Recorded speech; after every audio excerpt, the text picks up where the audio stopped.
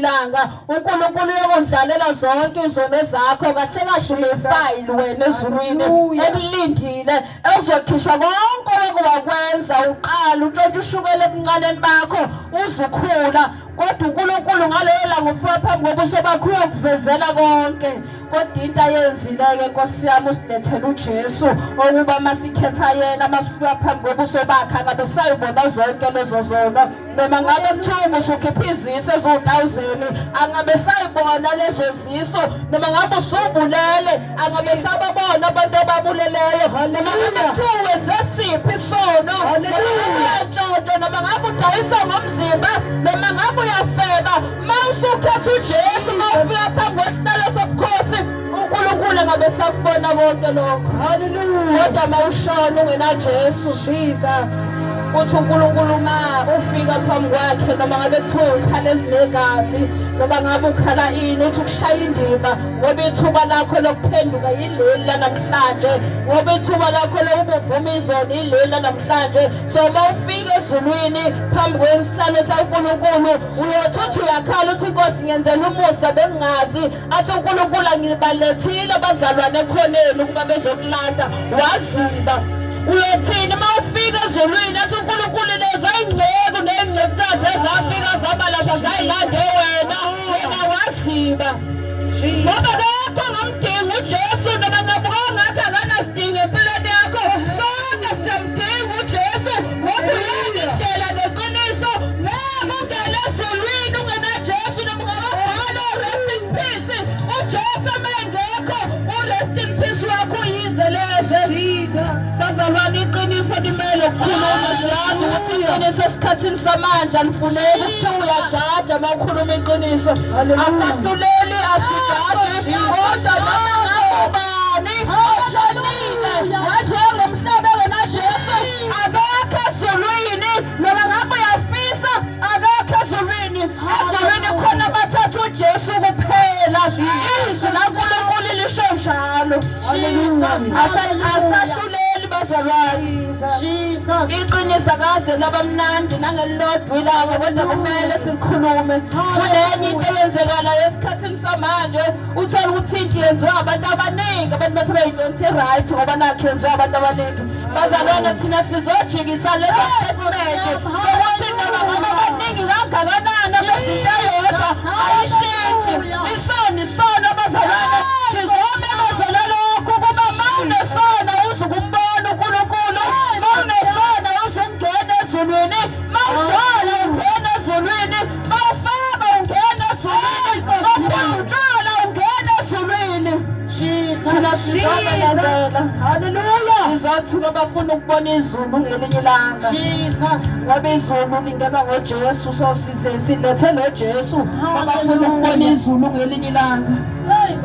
sizomemezela kwabakhethiweyo ukuba sesiyisi isikhathi senu uNkulunkulu ayesilindile ukuba likhethwe namhlanje nathi sizofaka isigcivizo kwabakhethiweyo ukuba sekuyiso leso sikhathi bazalwane siphile esikhathini esibi ekhathini zokugcina lapho iqiniso sekuthiwa amanga khona amanga kuthiwa iqiniso siphile ekhathini zokunzima lapho isono sifika ngefashini siphile ekhathini zokunzima lapho abantu bengasalazi iqiniso bengamsami uNkulunkulu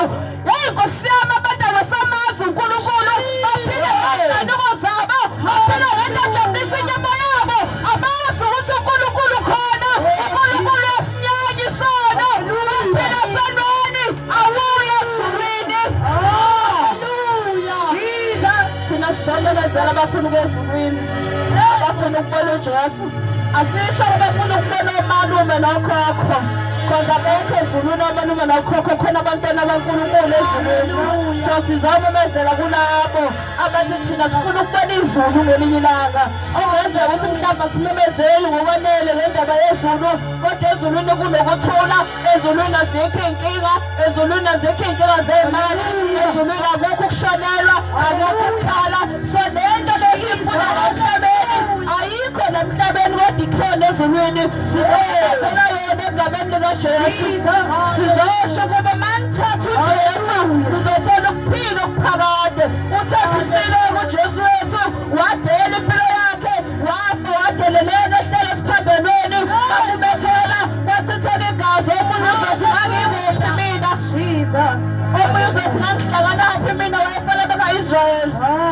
lotho Nkosi yami wayefela wonke umuntu wafela nawe akafelanga baka-Israyeli kodwa wafela thina sonke ukuba thina singabe sisayo ekufeni ithizi kaNkulunkulu kufa kwesibili isihogo so wafela thina uba sinayo esihogweni sithole ukuphila okuphakade abakhethiweyo sithi wozani endaweni yenu abakhethiweyo wozani ekuphileni uNkulunkulu lakubizele khona siyabeka bazalwane egameni nasegazini likaJesu sithi bonke abafuna ukukhulula namhlanje esolweni mhlawumbe kade wayenza into ungasayithandi mhlawumbe unenhliziyo embi kodwa uyafisa ukuyiyeka yiyekeki mhlawumbe uyathakatha kodwa ukwazi ukusho ukuthi cha ngiyathakatha mhlawumbe unenkinga ekhaya bonke abantu bayadlula isikhathi singakashayi mhlawumbe abantwana abakena bawuqeda u-5 bayadlula ibhizinisi lakho kade waqala liqhubekele phambili namhlanje sizokhulula yonke into emoshiwe lapha emini sizokhulula umoya we-crime ngegama likaJesu Kristu waseNazaretha sizokhulula umoya wotshwala ngegama nangegazi likaJesu sizobiza intsha siyitshela ukuba kuyaphileka ngoJesu kuyaphileka ngaphandle komjelo kuyaphileka ngaphandle kotshwala kuyaphileka ngaphandle kogwayi ngegama likaJesu lithi zikaNkulunkulu baningi ababiziweyo kodwa bafuwa abakhethiweyo sizolanda abakhethiwe ababiziweyo sonke vele besibiziwe sonke siza lapha emhlabeni sonke besibiziwe kodwa kithi namhlanje sizolanda abakhethiweyo Nkosi so makungenzeka ukuba namhlanje nawe uyafisa ukubona lo Jesu esikhuluma ngayo ukuthi uyathethelelana sithi woza ungabusasala sondela